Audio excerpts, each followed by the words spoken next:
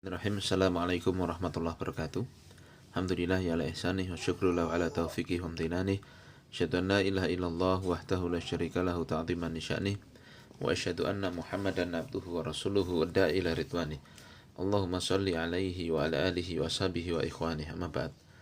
Tulab wa talibat KMI kelas 10 yang dimuliakan Allah Subhanahu wa taala. Alhamdulillah kita bisa melanjutkan kembali pelajaran kita.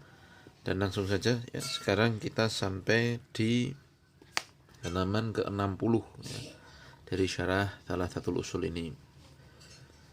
Naam, qala al-muallifu rahimahullahu ta'ala wa dalilul khasyati qauluhu ta'ala.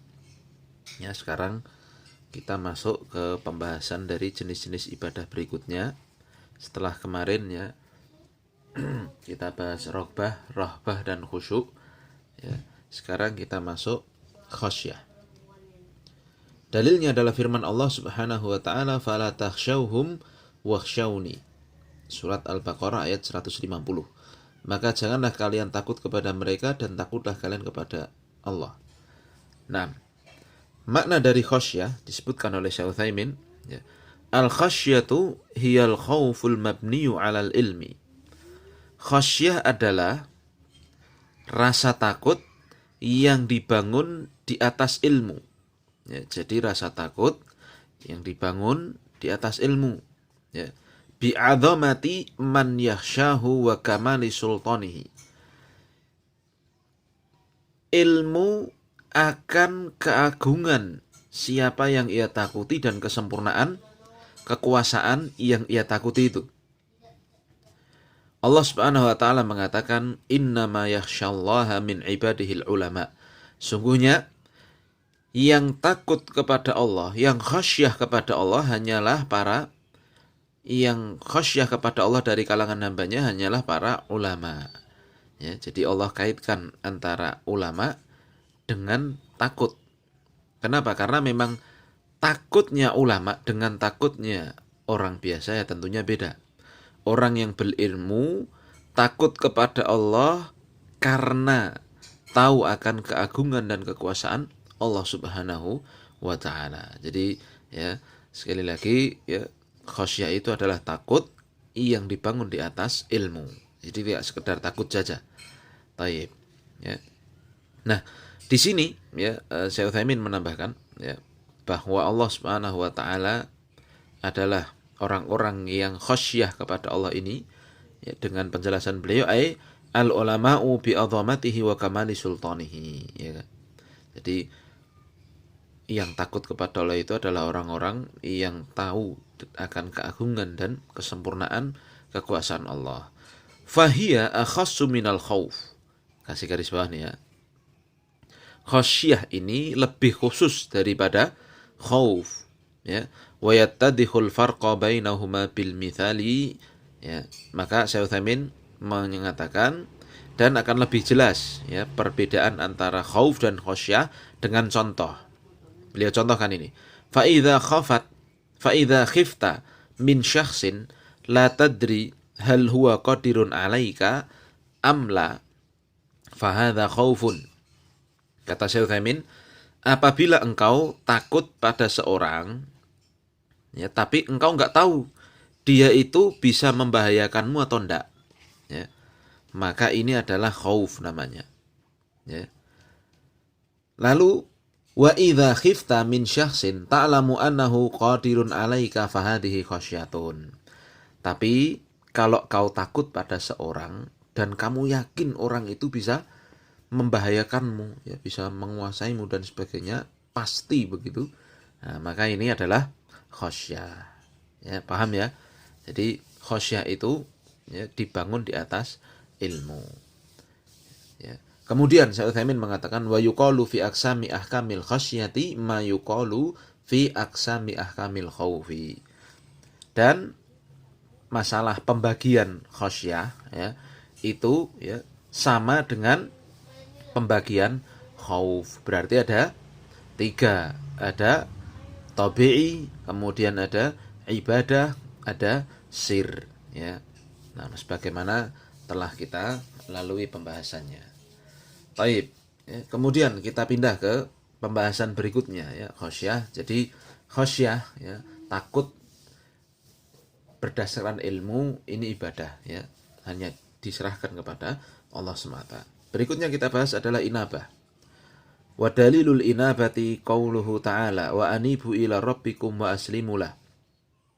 Dan dalil dari inabah adalah firman Allah Subhanahu wa taala, wa anibu, dan berinabahlah kalian kepada Tuhan kalian dan bersalah dirilah kepadanya, kepada Allah Subhanahu wa taala. Surat Az-Zumar ayat 54. Nah, kita baca apa maksud dari inabah. Al-inabatu ar-ruju'u ilallahi ta'ala bil qiyami bi ta'atihi wajtinabi maksiatihi. Nah, inabah itu artinya kembali kepada Allah dengan melakukan ketaatan dan menjauhi kemaksiatan. Ya. Wahiyya qaribatun min makna taubah. Inabah ini dekat maknanya dengan taubat. Illa annaha araqqu minha. Ya, lima tash'uru bihi minal i'timadi 'ala Allahi wal luju'u ilaihi wa la takunu illa lillahi ta'ala. Wa daliluha qauluhu ta'ala wa anibu ila rabbikum wa aslimu lahu. Ya. Jadi inabah ini dekat maknanya dengan taubat. Ya, kecuali ya, ada bedanya bahwa inabah ini lebih lembut, ya, daripada taubat. Ya, dikarenakan apa yang bisa dirasakan, ya, dari penyandaran kepada Allah dan kembali kepadanya. Dan inabah ini tidaklah, ya, dilakukan, tidaklah terjadi kecuali hanya kepada Allah semata. Ya, jadi begini, kalau taubat, ya, itu kan jadi ada yang mirip-mirip dengan ini, ya, ada istighfar, ada taubat, dan juga ada inabah, ya. Nah, sekarang yang kita digambarkan Syekh Utsaimin kan perbedaan antara inabah dan taubat. Kalau taubat itu, ya, bisa jadi, ya, terhadap dosa yang seorang hamba lakukan ketika ia, ya, bermuamalah, berinteraksi dengan manusia. Nah, tapi kalau inabah ini antara dia dengan Allah Subhanahu wa taala. Jadi dia kembali kepada Allah dengan mengerjakan ketaatan, ya, menjauhi kemaksiatan, itu namanya inabah. Adapun taubat, jika memang, ya, perbuatan dosanya antara ia kepada dan Allah, ya, maka ia harus melakukan 3 perkara, meninggalkan seluruh perbuatan dosanya. Lalu yang kedua, ia benar-benar bertekad untuk tidak mengulangi, ya. Lalu yang ketiga, ya, dia itu dalam taubat ia lakukan di waktunya. Nah, adapun, ya, taubat berarti kan memiliki waktu. Nah, adapun taubat itu ketika berhubungan dengan hak orang lain, maka ia harus mengembalikan. Nah, inabah ini, ya, tidak berhubungan dengan hak orang lain, begitu saja gampangnya.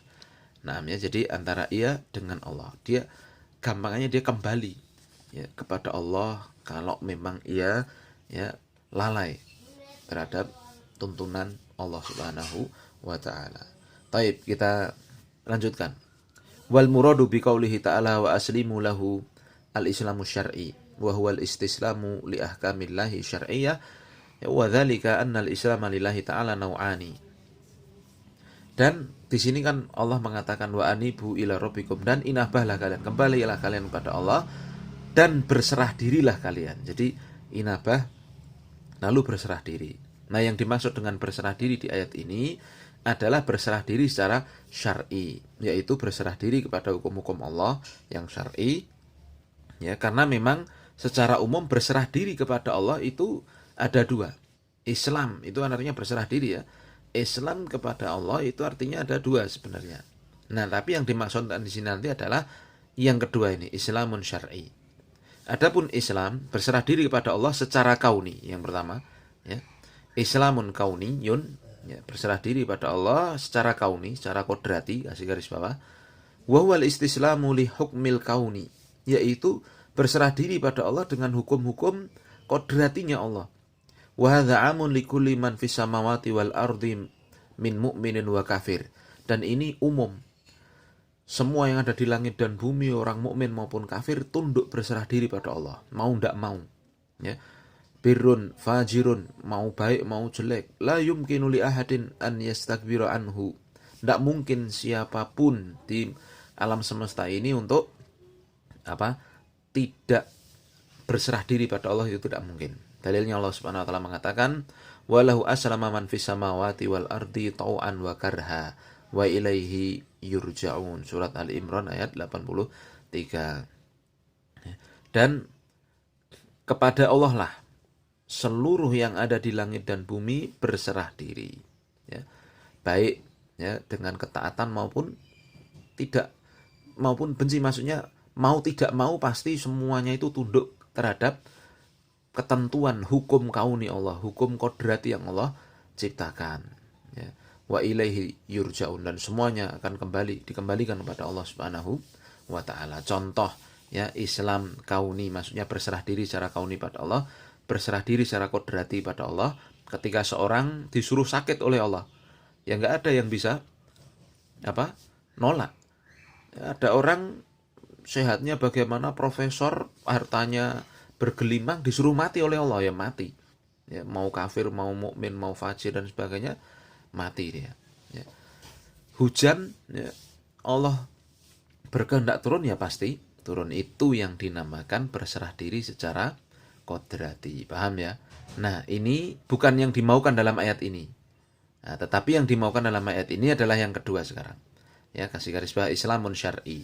Berserah diri secara syar'i kepada Allah. Wa huwal istislamu li hukmi syar'i wa hadza khasun ya biman qama bi ta'atihi ya minar rusuli wa atba'ihim bi ihsanin. Yang kedua adalah berserah diri secara syar'i, dan ini adalah berserah diri kepada hukum Allah yang syar'i. Ya, dan ini adalah khusus bagi siapa yang melakukan ketaatan kepadanya dari kalangan Rasul, para pengikut Rasul, ya, yang mengikuti Rasul dengan baik. Dan dalilnya dalam Quran banyak. Di antaranya adalah ayat ini yang telah disebutkan mu'alif dalam ayat ini. Jadi ayat ini wa aslimu lahu, ya, setelah bertaubat diminta untuk berserah diri kepada hukum Allah yang syar'i dengan melakukan ketaatan kepadanya dan menjauhi larangannya. Taib, itu inabah, ya. Satu lagi, kemudian ya kita bahas satu lagi ya tentang isti'anah sekarang, ya. Halaman berikutnya, wa dalilul isti'anati qauluhu ta'ala. Nah, jenis ibadah yang berikutnya adalah isti'anah. Dalilnya adalah firman Allah Subhanahu wa taala, iyyaka na'budu wa iyyaka nasta'in. Terkenal sekali, ya. Hanya kepada Engkau lah kami menyembah dan hanya kepada Engkau lah kami minta tolong. Isti'anah ini minta tolong. Dan dalam hadis, ya, idza sta'anta fasta'in billah. Jika engkau minta tolong, maka mintalah tolong kepada Allah. Kita baca apa makna dari isti'anah. Al isti'anatu tolabul aun. Tolong kasih garis bawah. Artinya minta tolong. Wahiyya anwa'un. Dan ini ada beberapa jenis. Yang pertama, al isti'anatu billahi, kasih garis bawah. Minta tolong kepada Allah. Wahiyya al isti'anatul mutadhamminatu likamali dhulli minal abdi li rabbih. Yaitu permintaan tolong, permohonan pertolongan yang mengandung kesempurnaan ketundukan, ya, dari seorang hamba kepada Tuhannya. Ya. Wa tafwidul amri ilaihi, dan mengandung penyerahan urusan kepada Allah. Wa tiqadi kifayatihi, dan yakin Allah itu akan memenuhi permohonannya. Ya. Jadi ada 3. Ya, kalau minta tolong kepada Allah, ya, itu ada 3 syaratnya. Yang pertama, minta tolong dengan sepenuh ketundukan.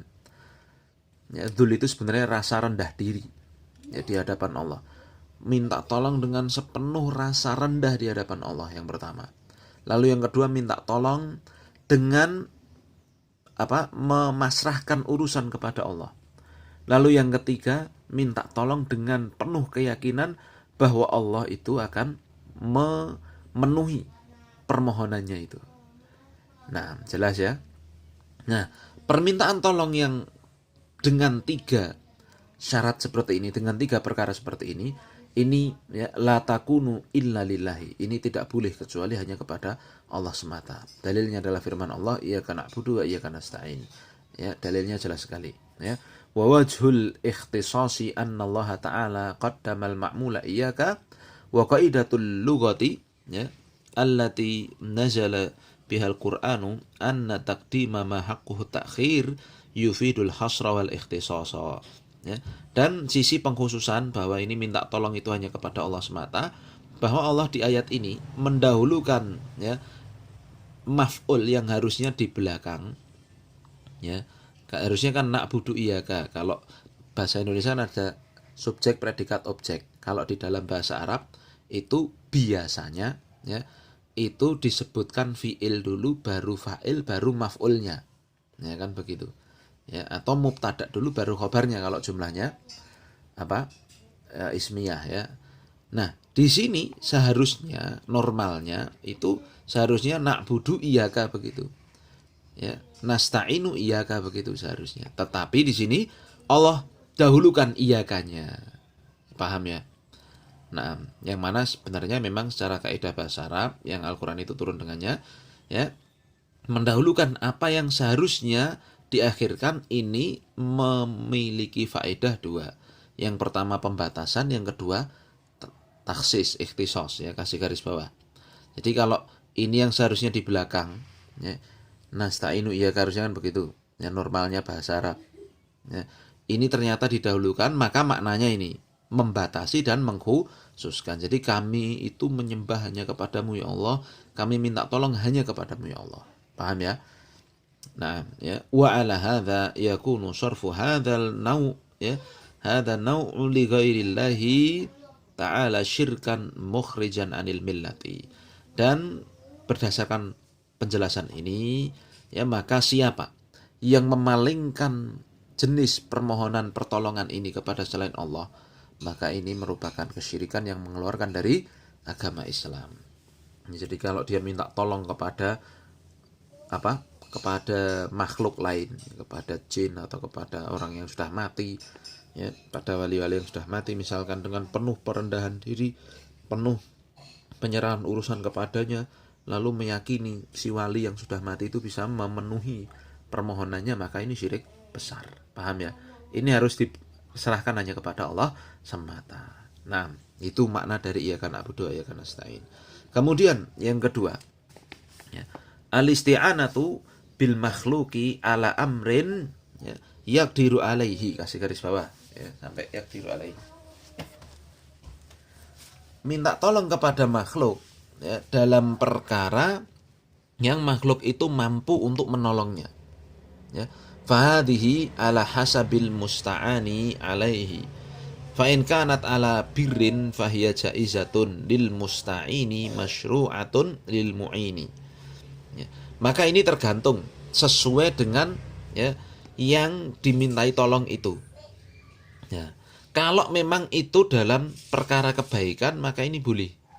Boleh bagi orang yang meminta pertolongan, ini boleh, dan disyariatkan bagi orang yang menolong. Ya. Dalilnya apa? Allah mengatakan wa ta'awanu 'alal birri wat taqwa, dan tolong menolonglah kalian dalam kebaikan dan ketakwaan. Surat Al-Maidah ayat 2. Wa in kanat ala itsmin fahiya haramun. Tapi kalau si yang minta tolong itu dalam perkara dosa, maka ini tidak boleh, haram juga. Haramun alal musta'ini wal mu'in. Haram bagi dua-duanya, haram pada yang minta tolong dan haram bagi yang memberi pertolongan. Dalilnya juga sama, wala ta'awanu alal itsmi wal udwan, ayat yang sama. Dan jangan tolong-menolong dalam dosa dan kejelekan. Nah, wa in kanat ala mubahin. Nah, tapi kalau urusannya dalam perkara yang mubah, fahiya jaizatun lil musta'ini wal mu'in. Maka ini boleh bagi yang minta tolong maupun bagi yang menolong, dibolehkan dua-duanya. Lakinnal mu'ina qad yuthabu ala dzalika thawabal ihsani ilal ghair. Kan tetapi orang yang mau menolong dalam perkara mubah ini akan dapat pahala, ya, pahala berbuat kebaikan kepada orang lain. Wa min thamma takunu fi haqqihi masyru'atun liqaulihi ta'ala wa ahsinu innallaha yuhibbul muhsinin, ya. Dan dari keterangan ini, ya, bahwa orang yang menolong orang dalam perkara mubah. Jadi misalkan perkara mubah itu ada orang minta tolong untuk, ya simpel saja, ya di jalan misalkan keberatan naikkan beras gitu misalkan. Mas, ini tolong dinaikkan berasnya ke motorku. Antum kalau nolongin dia, itu antum dapat pahala gitu loh. Karena antum berbuat baik kepada orang lain. Ini namanya perbuatan mubah, kan begitu. Dalilnya ini, Allah mengatakan wa asinu innallaha yuhibbul muhsinin, dan berbuatlah baik, sungguhnya Allah itu mencintai orang-orang yang berbuat baik. Paham ya? Nanti tetangganya minta tolong kerja bakti misalkan, ya, bangun-bangun rumah, ini kan perkara mubah. Antum kalau nolong itu ya dapat pahala. Paham ya? Baik, kemudian jenis yang ketiga, al-isti'anatu bimakhluqin hayyin hadirin ghairi qadirin. Kasih garis bawah nih. Minta tolong kepada makhluk yang hidup ada tapi dia tidak mampu. Maka bagaimana ini hukumnya? Fahadihi lagun la ta'ila tahtaha. Ini adalah gojekan, ini main-main, tidak ada faedahnya. Jadi seperti ini nggak perlu dilakukan. Ya mithlu an yasta'ina bi syakhsin dha'ifin ala hamli syai'in thaqilin. Minta tolong kepada orang yang lemah untuk membawa barang bawaan yang berat. Nah, ini kan tidak masuk akal, ya. Tidak masuk akal. Bahkan itu tidak boleh, ya, untuk menutup celah, karena nanti jangan-jangan orang berprasangka yang dimintai tolong tuh punya kesaktian, ya. Contoh kayak saya minta tolong pada anak saya, Yasir, kalau mungkin yang sudah tahu. Saya suruh Yasir ngangkat beras 50 kilo. Nah, ini kan tidak boleh, ya. Ini nggak ada faedahnya saya minta tolong pada orang yang tidak bisa. Yasirnya ada, dengar dia perintahnya, tapi nggak akan bisa melakukannya. Ini tidak boleh. Nah, para ulama menambahkan lebih tidak boleh lagi, karena dikhawatirkan itu pintu kesyirikan. Nanti orang-orang ngira, jangan-jangan itu anaknya punya kekuatan sakti itu, makanya disuruh ngangkat beras 50 kilo. Nah, ini tidak boleh seperti itu. Paham ya? Baik, kemudian yang keempat, al-isti'anatu bil amwati mutlaqan au bil ahya'i ala amrin ghaibin la yaqdiruna ala mubasyaratihi. Tolong kasih garis bawah ini.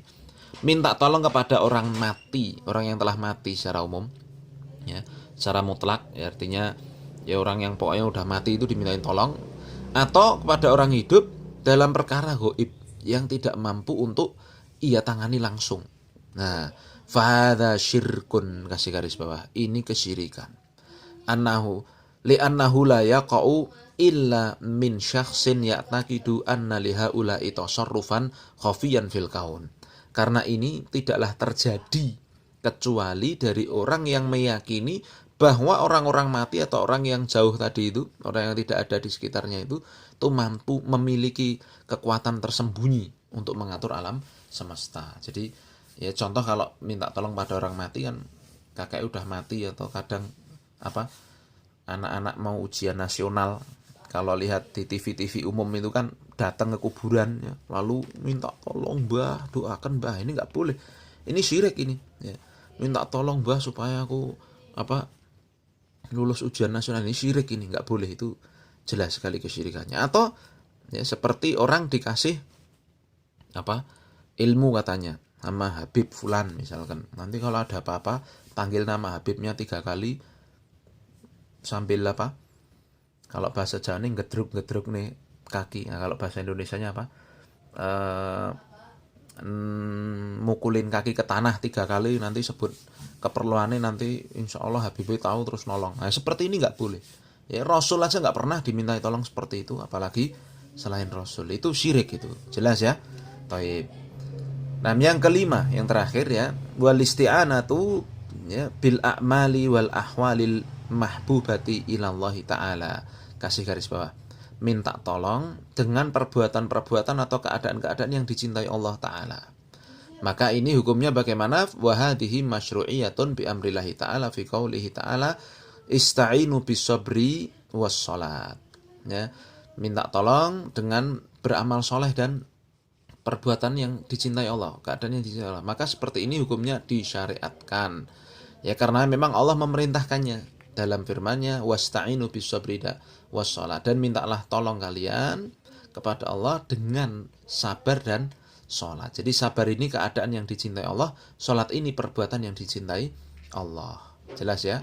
Wa qad istadalla al-mu'allif rahimahullah ta'ala linnau'il awwali biqaulihi iyyaka na'budu wa iyyaka nasta'in wa qauluhu sallallahu alaihi wasallam idza sta'anta fasta'in billah. Dan secara umum ya penulis ya mengatakan berdalil ya bahwa ini isti'anah ini merupakan jenis ibadah dengan dua dalil yang telah kita baca ini, ya kan Abu Doa kan nasta'in idza sta'anta fasta'in billah. Ya maka dari sini ya kita tahu bahwasanya isti'anah ini harus kepada Allah Subhanahu wa taala. Dan khusus yang kelima ini saya ingin nambahkan sedikitnya, minta tolong dengan amal dan ahwal. Ya ini memang dibolehkan, dalilnya jelas sekali ini. Ya. Nah, akan tapi memang ya tersebar ya seperti kayak sholawat badar itu. Salatullah, salamullah, ala toha rasulullah. Terus nanti kan yang di akhir tawasalna bi bismillah, bertawasul dengan bismillah. Wabiladi rasulillah, ini masih boleh. Lalu yang ketiga itu yang enggak boleh. Ya. Wa kulli mujahidin lillah bi ahlil badri ya Allah, bertawasul dengan ahli badr yang sudah mati. Ya, itu tidak boleh ya. Jadi yang kelima nanti ini sebenarnya hubungannya nanti pembelajarannya ataupun ketika kita luaskan adalah permasalahan tawasul. Tawasul itu ya berwasilah, jadi melakukan satu perbuatan atau berdoa dengan nama-nama dan sifat Allah yang dibolehkan ya. Lalu dia meminta kepada Allah. Ya, itu dibolehkan kalau memang tawasulnya benar. Ya. Yang diantaranya disebutkan oleh para ulama tawasul dengan amal soleh, dan yang kedua tawasul dengan asma wa sifat Allah. Nah, adapun bertawasul dengan orang yang sudah mati lah itu tidak boleh. Nah, ini kalau diperpanjang ya insya Allah nanti kapan-kapan saya sampaikan. Cuman kita tahu dulu di sini ya bahwa minta tolong kepada Allah dengan modal amalan dan keadaan yang dicintai ini boleh. Nah, jadi ketika kita sholat, kita minta tolong ya Allah ada masalah begini-begini, kita adukan pada Allah dari jalan keluar dan sebagainya boleh. Ya, kita doa ya keadaan yang dicintai Allah itu diperintahkan. Demikian ya. Sementara yang bisa kita bahas ada 3 pembahasan ya. Semoga dipahami. Kita akhiri dengan kafaratul majelis. Subhanakallahumma bihamdika asyhadu an la ilaha illa anta astaghfiruka wa atubu ilaik. Assalamualaikum warahmatullahi wabarakatuh.